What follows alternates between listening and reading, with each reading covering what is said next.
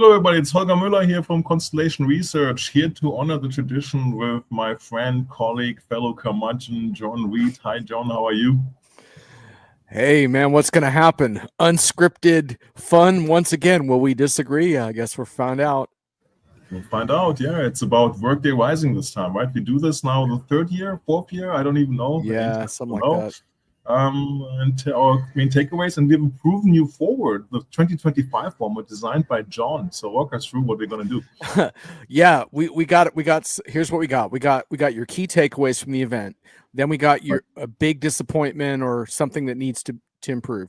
And then we're going to go with the undercard, which I think is one of the coolest things, which is what we think is important that might not have been the big news, but something we picked up on that we think customers should be paying attention to. So that should keep us engaged for a while, I hope. Definitely. I think one thing I would just want to say, Holger, for starters, is I was on the media track this time and you were on the analyst track, and we didn't converge that much, but that also makes it interesting because we're bringing like two different sets of sort of notes and interviews and discussions here.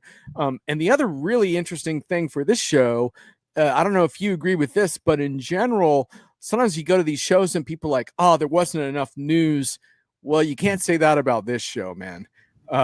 Exactly. Workday doubles the number of agents, but that's my colleague Phil Wainwright in his post kind of said that's almost not the biggest story because everything from Workday's new data platform, I guess you could call it data lake, whatever you want to call it. And there's a name for it. We'll get to it. But anyway, you have that. You have flex pricing for agents, a lot of stuff. So I would say we weren't short. And then all these unprecedented acquisitions, including Sana, of course. So no shortage of news, right?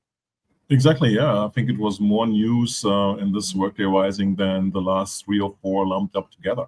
Yeah, so definitely things are changing.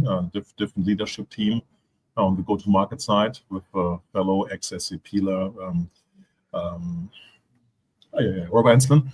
And then on the product side with Garrett Katzenmeier, also fellow SAPler, right? Anil mentioned that in his keynote. We won't hold it against them, right? But who would have thought and also that SAP execs will come to Workday's rescue, and I think the rescue operation is in full swing. Yeah. Well, also we should also add that alongside Garrett Katzenmeier, who you mentioned, is also Peter Bayless, and the reason that's important, he's the new CTO, but both those guys also came from Google, and so I think what we're also seeing is an influx of a different kind of AI sensibility inside the company. And pushing that internally. And so that's interesting because that creates, I think Workday wanted to kind of have a feeling of internal disruption from that, kind of like provoking more vigorous, aggressive AI conversations, because obviously Google is operating at a different pace with AI than a lot of enterprise vendors. So it makes for an interesting show. I'll say that much.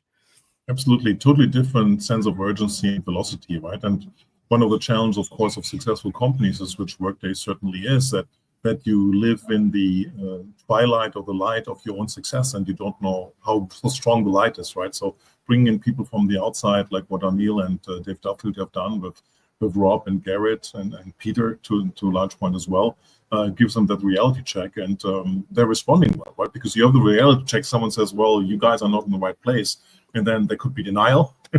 There could be, well, we're going to figure it out, right? Just let us do it the Workday way or the whatever way. Or there's like, oh, shoot, we need to do something. And you see the shoot or needs to do thing. Workday has never acquired 3 companies in a year, and we're only in September. So we still have 3 months left, right? There might be more acquisitions coming, because it didn't say. So there's definitely an accelerated path, which is good to see.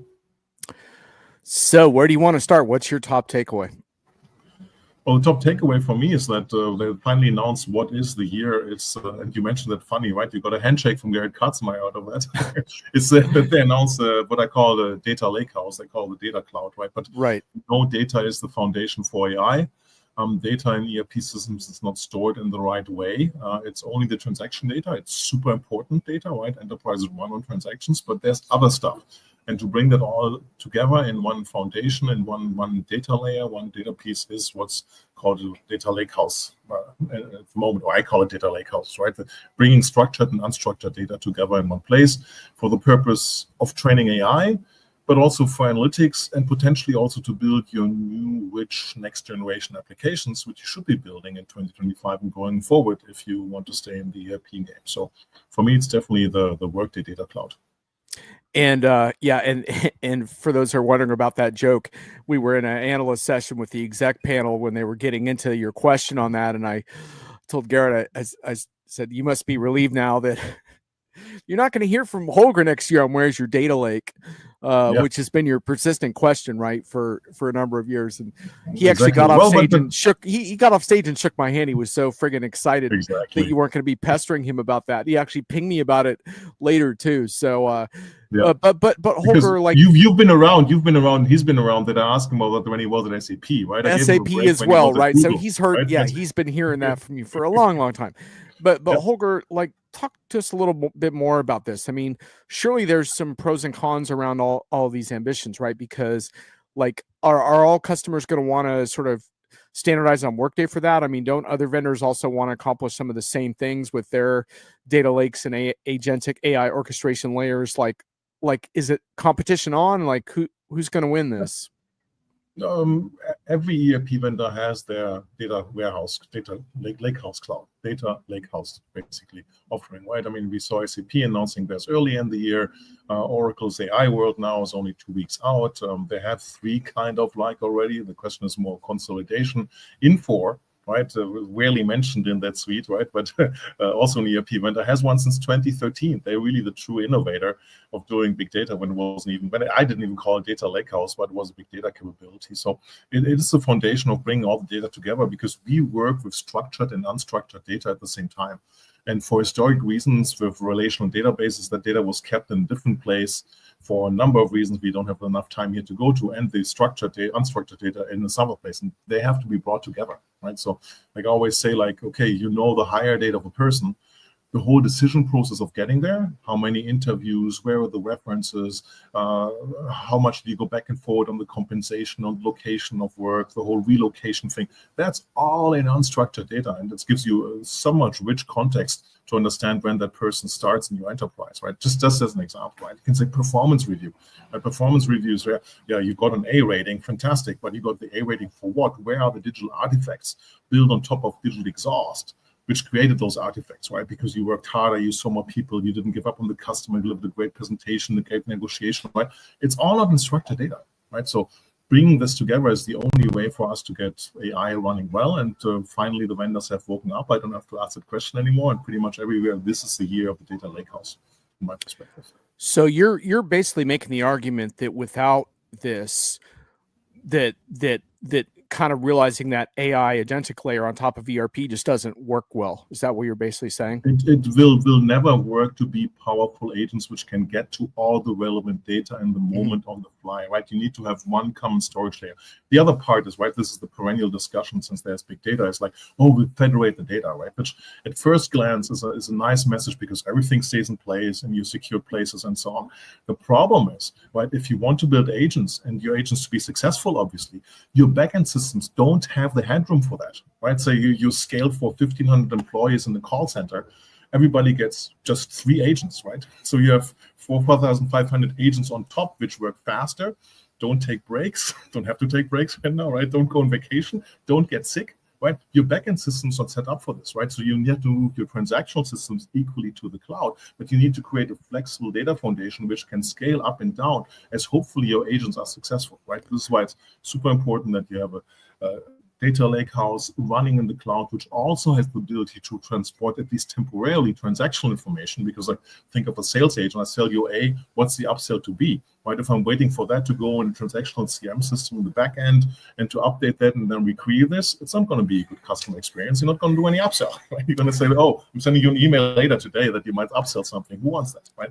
So the only mixed bag about this announcement, in my view, is that we have the zero copy phrase put in there, which is cool on the surface, but then also requires a lot of probing, right, to understand exactly how the heck does data exist in 2 places simultaneously and all of that. So it's exactly. And then the interesting thing is, well, it's kind of like the caching moving forward. It's just this scam thing. But the interesting thing is, and the whole industry can think Salesforce, and then Workday is very close to Salesforce in many aspects. So I hope that Neil and Carl speak to Mark and so on. It's very clear that the Salesforce Agentforce agents are only successful on the data lakehouse on data.com, right? Everything federated and so on. If they're successful, if they're tiny little agents, like onboarding as an example, by all means, federate the data, right? Because there's not going to be massive volume. Unless you onboard agents like Workday might be different, right? That might be massive volume, but that's a different story. But it has to be on that new data repository of the 21st century, or the second 25 years of the 21st century, which is the data lakehouse, right? Structured, unstructured data together. Righto. Okay, yeah, I thought that was worth digging into a little bit, because I think it's not as straightforward an announcement as you might think, but it's an important one. And Holger lays the smackdown on federated AI, which is a good one, because a lot of folks are pushing the edge device stuff. We can get back to that. So my top takeaway is actually it's kind of two things. One of them is kind of CEO Carl Eschenbach really finding his what I consider Eschenbach. Thank you for the pronunciation. You're welcome. Yep. Come on, man. Eschenbach sounds good too. Eschenbach is better. It's German. Come on. Right. Anyway, he really finding, I thought, his voice and sea legs on stage at this conference, and it pertains to an important shift in Workday's narrative around AI. Last year, I heard a whole lot of talk from Workday around digital labor, around autonomous enterprises. Digital labor is a phrase that I criticize a lot. Phil Wainwright has done as well. This is not only Workday that has used that phrase; a lot of companies have. But in general, the problems with that stuff are more to do with enterprise AI adoption and employees that are already scared and being kind of pushed into being productivity machines. They don't really need any further, I don't think, crack of the whip behind them that agents are coming to take more stuff from them. This time around, we heard Eschenbach say stuff that was much more along the lines of a human-centric Workday. That was sort of the big catchphrase of the show. What I wrote is that in the opening, in my first article, he said, we acknowledge we have a trust issue with employees about AI. And he talked up, here's the other key point. He talked up productivity gains on stage, driven by a new Workday with AI at the center, but he also made clear that we need to change the narrative, bring employees along with us. AI is not a threat, and also emphasizing growth, and that AI should be a tool to help companies grow, not just become more efficient and productive. And I think those are really welcome messages. And I think while Workday's underlying AI strategy hasn't changed, I think that's a much better narrative for the strategy. Now, that does not mean that there would never be like autonomous agents or anything like that, but it's a change in tone. And one of the other key factors in that is that the human in the loop doesn't necessarily destroy ROI. And that's one of my big things around the myths of AI projects, because I think there's so many shareholders and so many vendors that seem to think that if you put a human in a loop on an AI process in any capacity, then you're not going to have ROI. And that's actually not the case. And Workday had some examples of that I can get into. Right. It was clearly visible that they keep stressing the human part, but to me, it felt a little bit like a mandatory talking point. Right.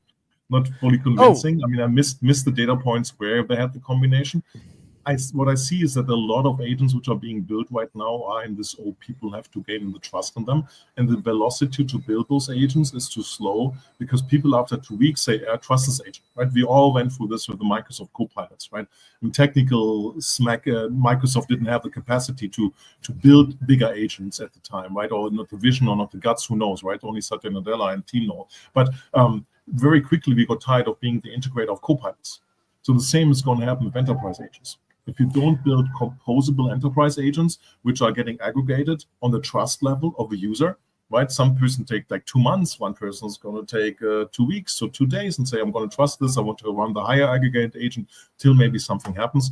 That's the important thing on the architecture side. Well, right. And there's a whole conversation, and I've written about this in the context of Auditoria, Workday partner, around levels of autonomy, and that some customers more comfortable with levels of autonomy than others. I would also add that regulatory issues and risk are a big part of that too, as well as accuracy.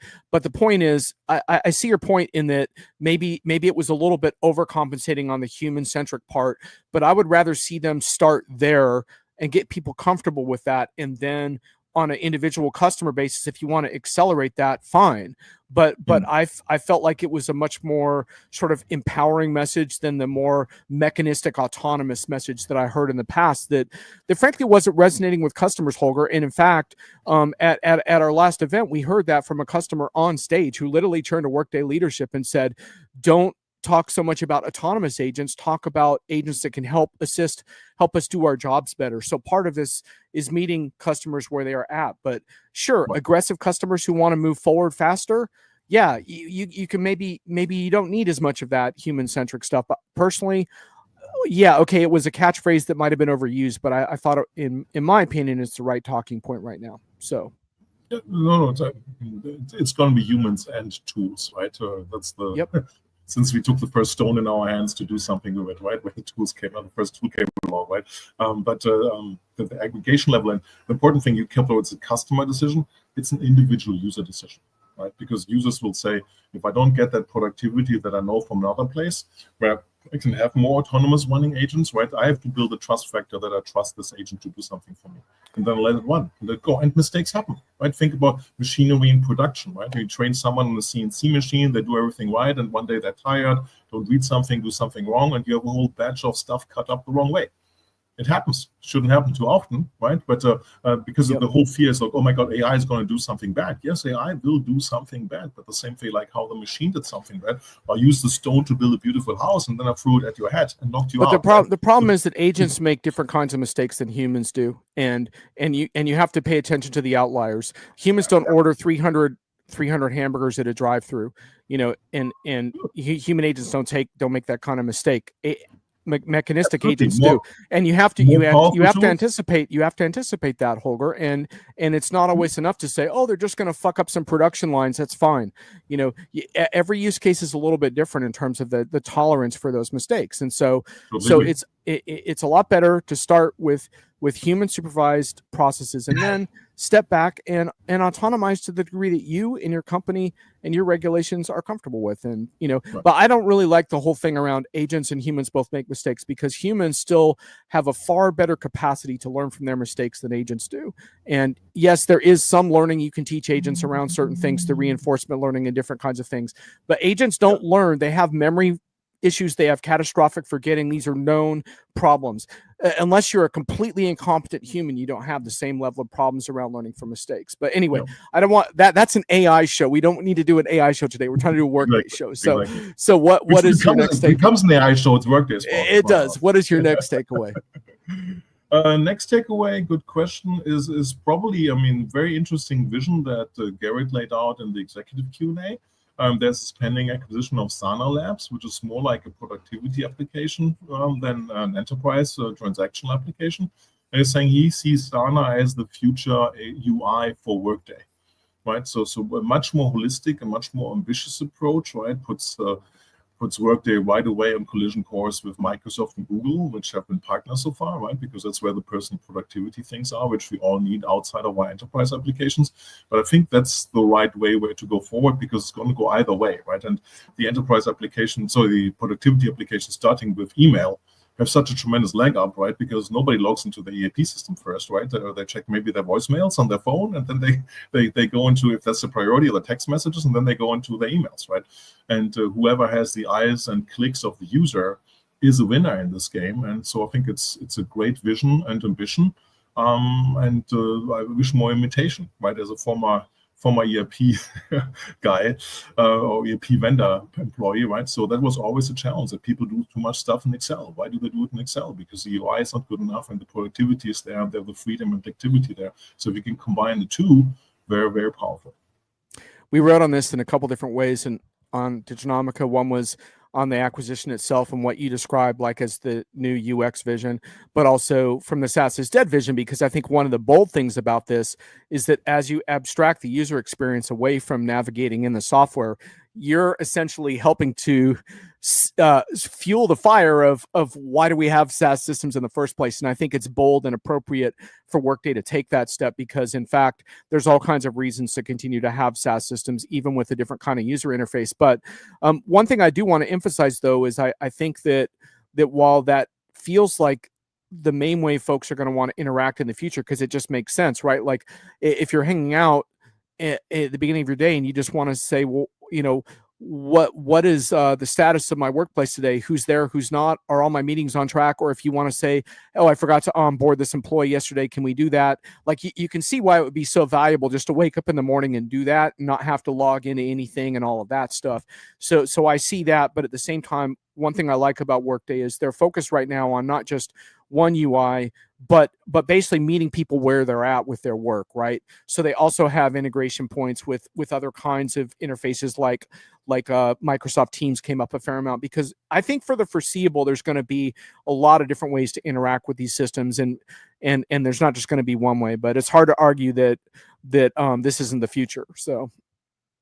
Yeah, no, absolutely. And it's going to be a battle royale, if you want to say, between the transactional ERP vendors and CM vendors for Salesforce and the productivity vendors on the other side, who have no reasonable big stake. And Microsoft, theoretically, the only one of Dynamics, but Dynamics is nowhere at the market share position to be a relevant enterprise player. So it's very interesting how this will pan out, right? Because what I think is so interesting about it, Holger, is that it gets down to earning user trust and loyalty, because whoever provides the best user experience is going to win. As long as they can support it with the proper data and access and all of that. User experiences of. Go ahead. Sorry. Wherever I like to work is where I'm going to work. If I like it in Teams better, I'm going to work there. Or if I like it, in an open Sauna interface, I'm going to work there. If I like Workday screens, I'm going to work there. Like whatever wins is going to win. If my employer gives me the option to work in different ways, right? Which right. Is one of my long-term beat. I mean, how many years have we spent on talking about 5 generations in the workforce? Okay. Surprise! Right. There's always been 5 generations in the workforce. Yeah. Think about how terrible it was in the 50s, where you had to deal with the silent generation who would never even talk to you, right? At least the millennials text, right? So get something out of them, right? So I think that the different UIs for different people thing is the right thing to do. It has never been done because it's been so much work. Now comes the hope that with generating AIs, right, you can have your green screen thing if you like to work with the shortcuts of that in the same application, or you can have your voice UI. But I think the key thing is the power of the automation. People will go even to a worse user experience if it gets my job done better, right? If my work-life experience is going to be better, if I'm going to be done at 5 and not at 8. Right, and if that's done through punch card, I'm exaggerating now, I don't care. Yeah. But I have to put that punch card here and my payroll is correct, I gladly take the punch card. Yep. Right? Every payroll person will say that. Yeah. So in the meantime, of course, user experience, nothing to be neglected, no question about it. Right. If you have the same level of automation, if someone who achieves the uber automation for that, right, where I have 100% what you said, I wake up in the morning, I'll go to work, this is really my priority thing, and can automate the priority thing, and if that's the worst UI in the world, I still will use that. Fair enough. All right, so I got a couple more takeaways. I'll try to make them fast.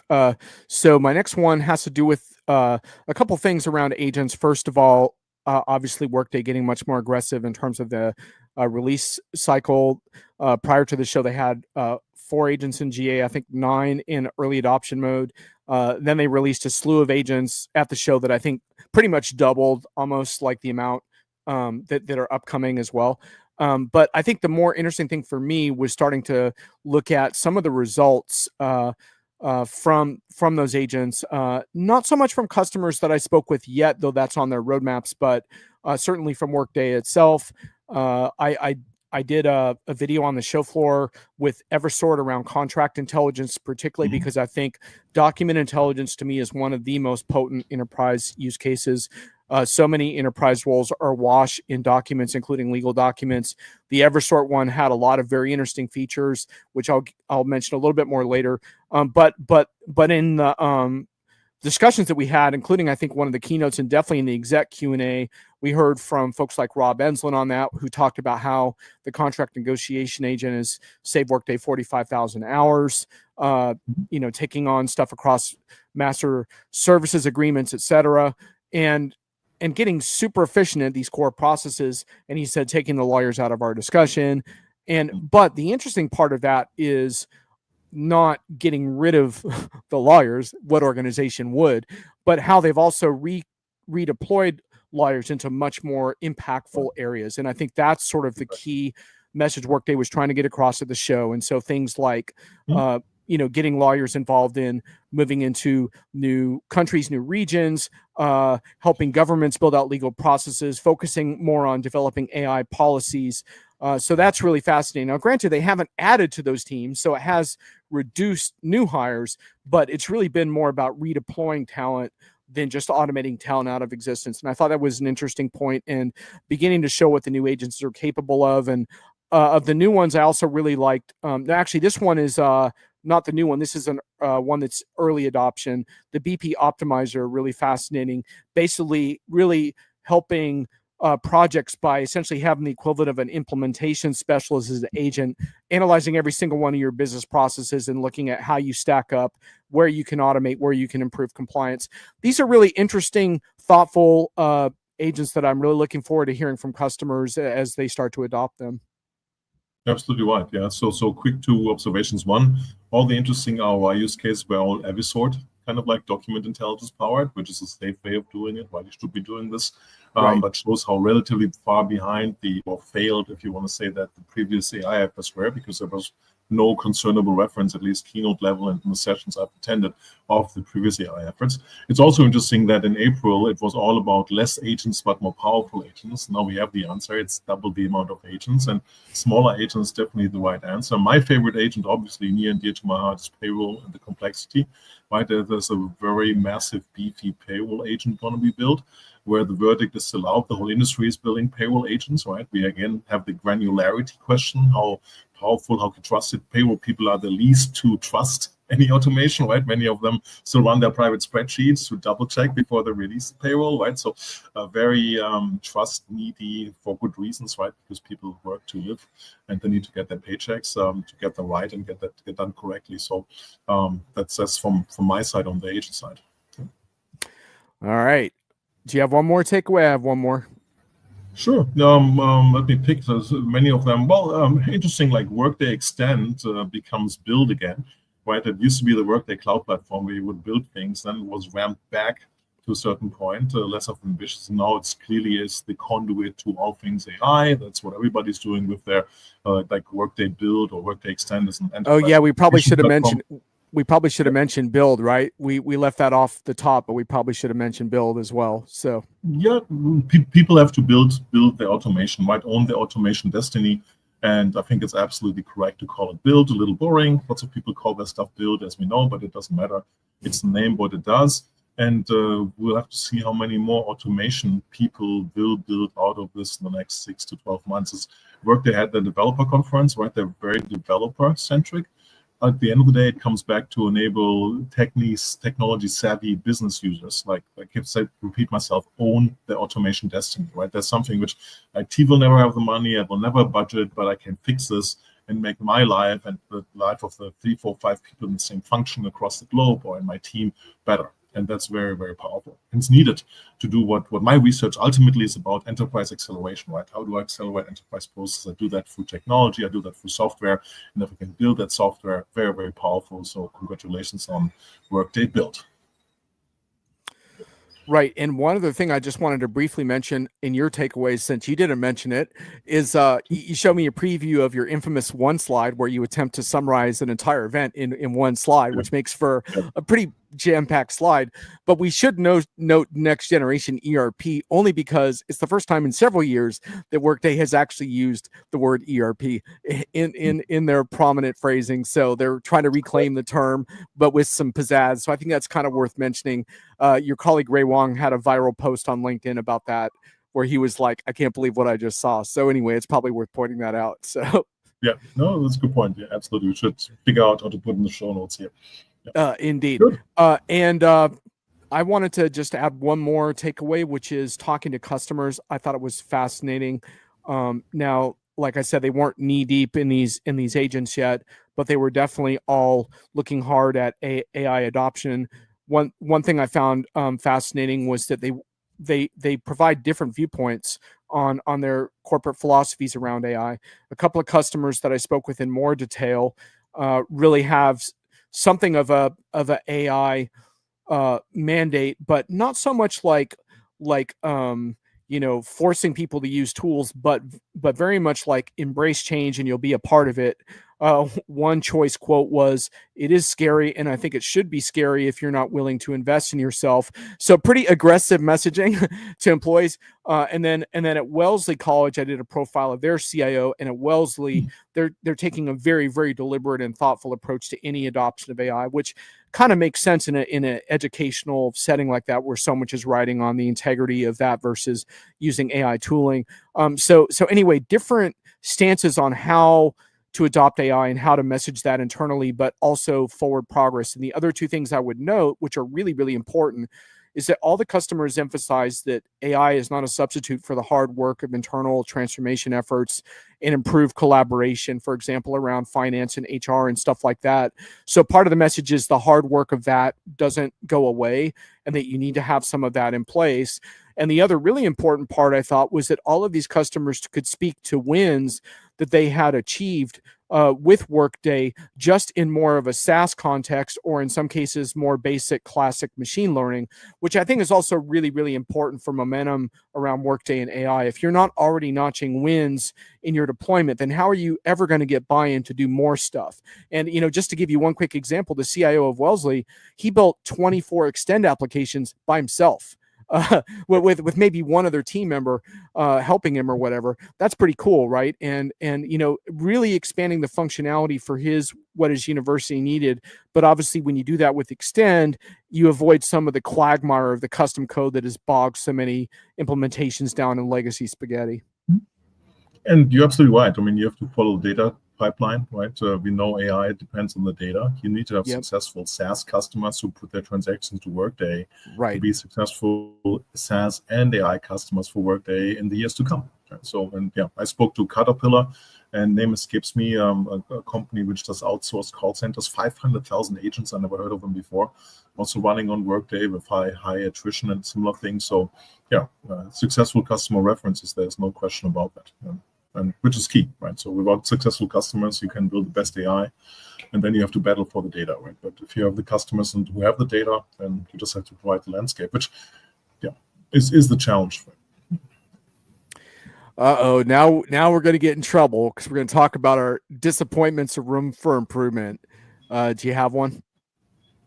Yeah, I would have liked. I mean, it's obviously early days, right? It's new leadership in place. There's a grand vision which is forming, right? There's acquisitions which are exciting, and you can put the fantasy in there how they're going to help and differentiate Workday.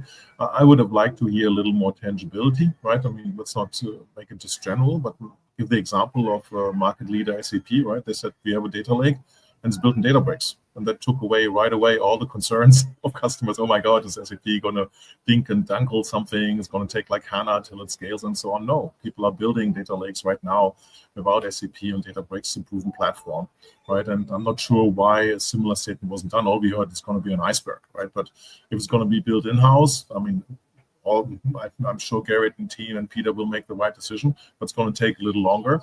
And we didn't hear any time frames, right? So I need to know today as a Workday customer, if I think AI is important, do I wait for Workday, what I'm going to get from Workday for this, or am I going to do it myself and look at Cloudera, at Databricks? I'm going to look at my cloud where I'm hopefully running Workday, right? We didn't talk, my bad, right? I didn't ask the question how many Workday customers on the public cloud, because doing this on premises. That's your other go-to. That's your other go-to question, Holger. Yes, exactly. You didn't get to that one. Ask that and then to ask it. If my memory serves me right, there were only 900 of 3,700 customers a year ago, or at the summit. We can look at my one slides in the public cloud, and that is so crucial because what we said before, it's the headroom of your backend systems, right, which has to be able to scale for the success of your agents, and you don't have this in a private on-premise implementation or in a private cloud, where it's still, I think, the majority, unless you give out the numbers of the Workday customers run. I've had some fun arguments with vendors about this over the year, because there can be defensiveness around proprietary architectures, and I always try to make the point that at some point your architectural efficiency either gets passed on to the customer in form of savings or increased price points. There's no way around it. It's one or the other. So you got to get it right. Yep. Every technology has some debt, accumulates debt. It's like breathing in, out air, and nitrogen gets up, right? So the question is like, how much of that is being felt and how much do you innovate around that for the customer? So my big disappointment or area for improvement is an area where I think it was really, in my opinion, more about messaging than it was about actual like reality underneath. But in this case, what it was that I felt that Workday has really downplayed a lot of its in-house expertise around responsible AI and risk management of AI, and they have some really impressive people internally on this topic. Kathy Pham and I have frequent dialogue on this, for example, but there's others as well. They just put out a really good governance course, which we reviewed, which I think is quite good.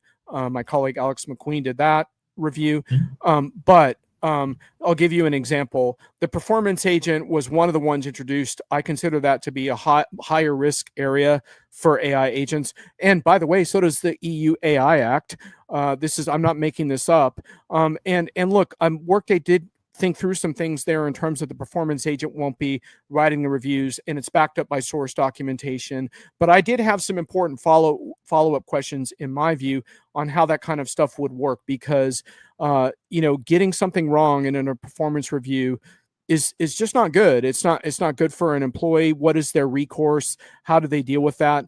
And you made the point earlier that this can also happen with human-based reviews, of course, but that doesn't let you off the hook for not really providing a robust understanding of that in terms of how it will work in AI. And that's just one example. I had another situation where I wanted to hear more from them around how they enforce and validate partner AI development and certification and stuff like that. This was another thing where they do have, I think, more good content than they put out there. And I would just hope that Workday makes a little more noise. And look, the reason why, in my opinion, we're not hearing as much about that is because the regulatory environment in the US has unquestionably changed. All you have to do is look to the big AI vendors doing pretty much whatever the heck they want. And you realize that. But at the same time, there's still a lot of people that care about this from a trust perspective. There's the EU AI Act as one example. States in the US are currently free to enact their own mandates, which I would also say California, you should keep an eye on that one. And also you can still get sued. Whether those lawsuits are incorrect and they're still unpleasant. And so I think it's really great for Workday to continue to incorporate that as a strength. And I think they have a lot of opportunities going forward to make good on that, because this was just one event and one series of discussions. And my impression with Workday when I talk with them about this is that they actually felt like they could do more there. And for whatever reason, it's one of those things where you almost take it for granted because it's part of what you do on a daily basis. And I think maybe they didn't realize to the extent to which they could, with a few lines here and there, they could have reinforced a lot of that messaging. So that would be my area of improvement. Yeah, my observation on that is only people talk about ethical, responsible, whatever AI, only as long as they don't have any AI. Once they have AI automation, that always gets de-emphasized to the point like Microsoft letting go half of their lobbying team on the topic, right? So I think that's a red thread, right? So, but there's no reason you can't. There's no reason you can't have both, And one of the things that Workday's done really well is have a series of guidelines that guide developers through the process. Because I'm not a big fan of empty platitudes, but what I am a fan of is developer guidelines and oversight and observability and all of that stuff that helps you to do right and make really intentional decisions about what's right for your people and your culture. So, look, I mean, I realize that things like performance review and hiring are subject to all kinds of crazy stuff, human and non-agentic systems that have been in use for years. The weapons of math destruction came out in 2014, I think, or 2013, one or the other. So these issues are not new, right? But I would invite Workday to continue to have a leading voice in this because they have the internal expertise and capacity to do so. So anyway, that's mine. Yeah. Well, we will see how this ends out, right? So my general part is, and good point on the performance part, right? But the really grading of AI has to be, is the average AI performance-powered review better than your human one? Because humans, like I said, make mistakes, right? We can talk about the mistakes, right? I give you an anecdote, right? For the first time, I took a Waymo at Workday Rising to a spin class in the morning, right? And the Waymo drove better than the average Uber driver. Sure. It used the indicator every time. It wasn't the right lanes. It turned in the right lanes. It didn't speed. But put that Waymo in. Put that Waymo in unpredictable conditions, and it won't function so well. Which is why you don't see Waymos, for example, in New York City in winter. Absolutely. So the point is that it's not always that way, but sometimes it is. And if we had another hour, we could dig into this performance review thing, because it's really quite interesting. Because one of the things that Workday is trying to do there, which reinforces your point, is they want to help managers with bias through the AI agent. For example, recency bias, where a manager might be thinking about the most recent interaction with employees, whereas Workday is going to be able to surface data from source systems that go back historically, that in theory, like to your point, would actually help the manager make a better decision around their performance evaluation. I'm only saying that I had some questions around that I could come up with that I think are important. And one of the reasons why it's important, Holger, is that there's a lot of things that are subjective about interactions that factor into performance reviews, and AI isn't always very good at understanding subjective human relationship factors. So, for example, if someone is responsible for a client and that client falls apart for whatever reason, that person could get tagged for that, but in fact, there could be other issues in play there that the AI is simply not aware of. And so, I think there's some easy fail safes that you could incorporate into that, and Workday may have already done some of those. So the point is, it's a robust discussion, and I think one thing I talk with Workday about that I think they're probably, if I would say maybe going to do, is really develop the tracks around that. So if you're an HR person, you can have deep dives with their HR agents and ask all these questions, because I will admit it's a lot harder to do that on the keynote stage, right? You have such a limited amount of time. So my expectation would be more, not so much fix, that in the keynote, but like do it more in depth with HR professionals and really get into the weeds and answer all their questions. And then you're good, Good points. So, okay. So just real quick, on our undercards, like any underrated stories, I have a couple, but the biggest, most important one that I wanted to share was that I think what we have now is a trifurcated AI market. Let me tell you why it's trifurcated. We have people freelancing with Chat GPT on the job and causing all kinds of problems and headaches with shadow AI. And I would argue getting pretty limited results because of the lack of sophistication around the corporate data they're able to use. So that's the freelance Chat GPT, bad. Then we have a whole generation of customers that have launched their own generative AI projects. And we've seen study after study that has questioned either the results of those projects, whether they fail. We saw one around 95% of those that don't even get out of pilots. I would argue that those kinds of projects are not at all what Workday and other vendors that are trying to do this in a more effective way are talking about that this fall. What they're talking about is a third type of AI project, which I call LLMs in constrained compound architectures. It's a very different scenario where you have LLMs that are informed by architectures that include smaller agents and smaller models for subtasks, that include the use of context engineering, where you're incorporating relevant data from the workflow of that person, but it's all guided by security and authorizations, hopefully. So you've plugged those security gaps. And basically, you're delivering much more relevant, specific information. And as one example of that, Eversort, during my demo, showed how if you want to add a couple of terms to its semantic understanding of contracts, you just click, and suddenly you've created a new model has been spun off, just like that.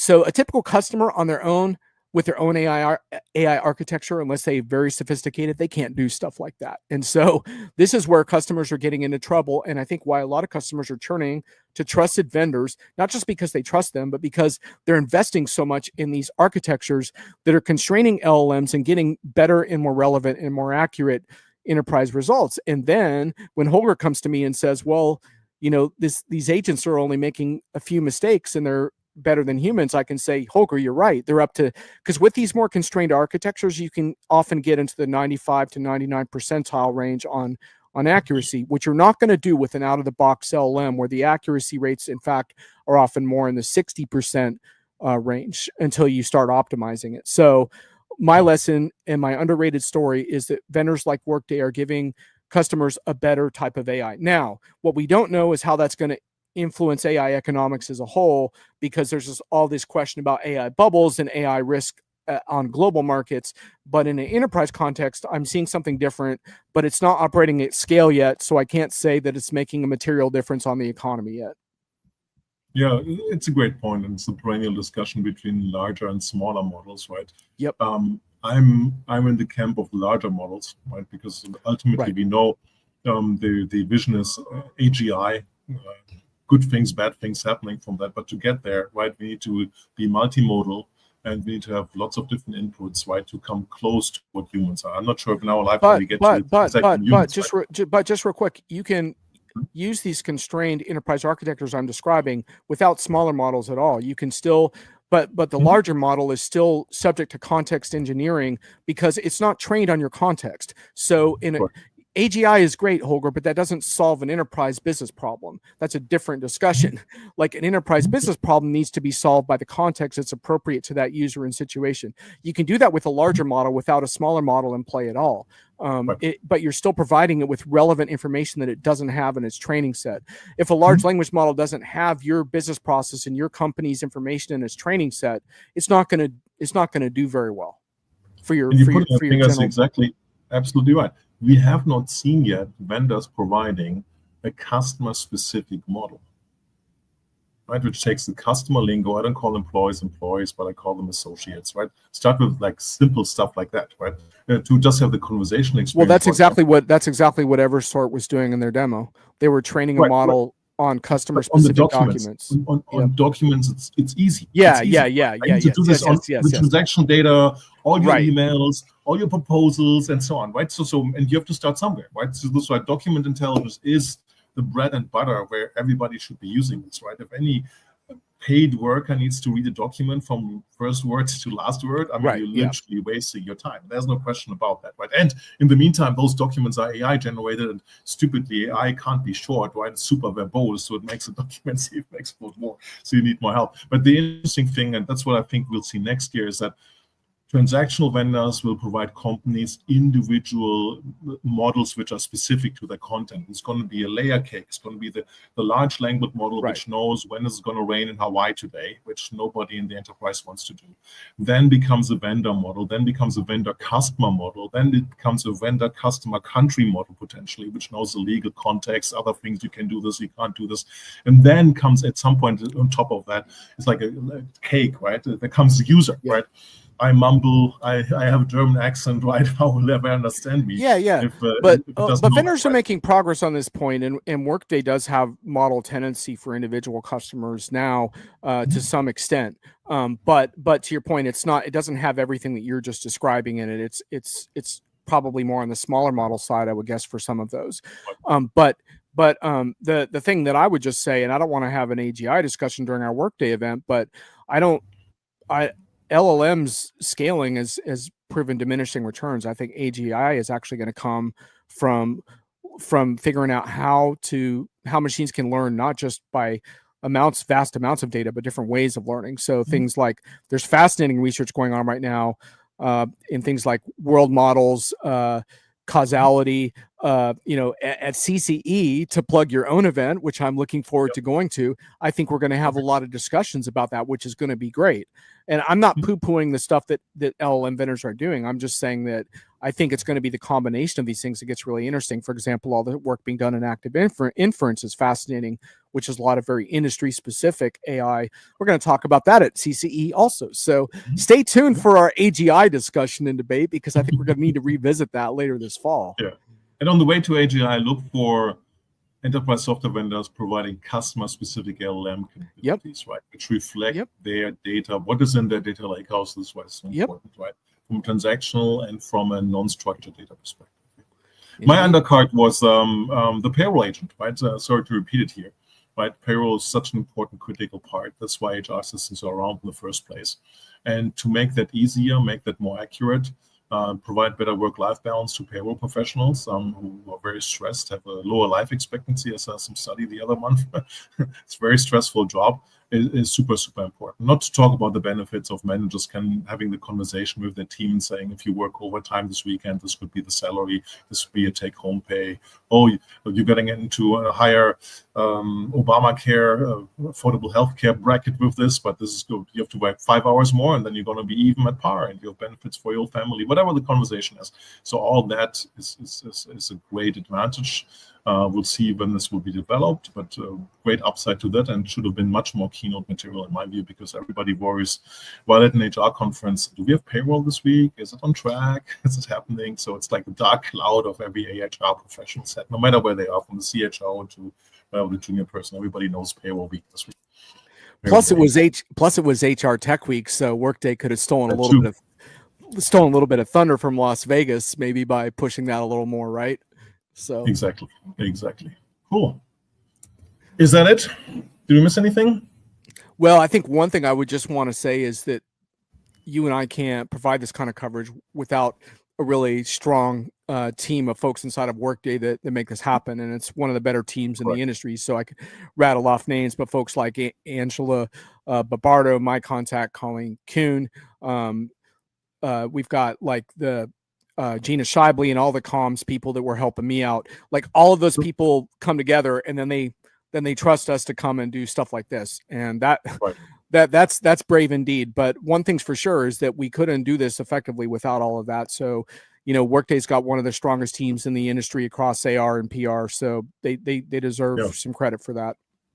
Right. No, absolutely right. It takes a village, so very much appreciated. And Workday managed, because I never stayed for Vendor Concert, for me to stay for the Vendor Concert, which was Duran, which I haven't heard in many years. You got to Duran? Yes. I loved myself. No way. One of my first favorite groups when I was young. So oh my God, Duran. Yeah, I felt really older when I saw them, so I had them younger in experience, but different story. Yeah, I was sweet, man. Okay, yeah. All right. Job. Thank you, Good Workday, job for giving us the content opportunity to listen what they said in San Francisco. No question. Yeah. Cool. So Holger, we got some more big shows coming up. So I have a hunch I'm going to see you again on video. Yeah. Can't wait for it. Yeah, absolutely. Cool. Good to see you, John. Thanks, everybody. If you think we missed something, if you think we should have said something, if you disagree, we love disagreement, right? Respectful discussion about things we miss, we don't see. Everybody has a different perspective. Please mention it somewhere on the socials where you see it. John and me will respond. I promise you that. And I'm eager to hear what you think and feel and think about Workday in general. And AI, maybe, whatever it is. Okay, thanks for watching. Much appreciated. Right.